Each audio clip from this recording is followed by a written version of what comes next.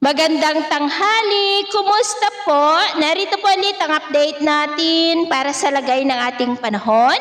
Ngayong tanghali po ng November 23, 2025. Sa ngayon po ay ganap na LPA ang sama ng panahon na ating binabantayan at sa datos ng pag-asa ay nasa medium chance na po ang posibilidad niya na maging bagyo at tatawagin sa local name na verbena na kung saan sa ngayon ay nasa layo na po ng 870 km east ng Bislig, Surigao del Sur at kumikilos pa west, northwestward habang patuloy po ang paglakas at posibleng maging bagyo na yan within 24 to 48 hours bago nagbabanta na mag-landfall bukas ng gabi o Martes ng umaga dyan sa may Caraga o Eastern Visayas at mag-exit po sa may Palawan o Mindoro at magdudulot ng maulan na panahon sa malaking bahagi ng Mindanao, halos buong Visayas at Southern Luzon, lalo na po sa paglapit ng bagyo at sa pagtawid po nito.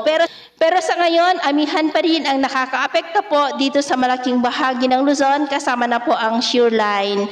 At sa lagay ng ating panahon, ngayong tanghali ay nakakaranas ng maulap na kalangitan with isolated rain sa may Cordillera, Ilocos Region, Quezon, Bicol Region, Mimaropa, Panay Island, Negros, Cebu, Leyte, Samar Provinces, Zamboanga Peninsula, Northern Mindanao, Caraga at Davao Region. At sa susunod po na mga oras ay mas mataas ang tsansa ng mga isolated rains sa malaking bahagi ng Mindanao, ilang bahagi ng Visayas, Southern Luzon at maging dito sa Northern Luzon.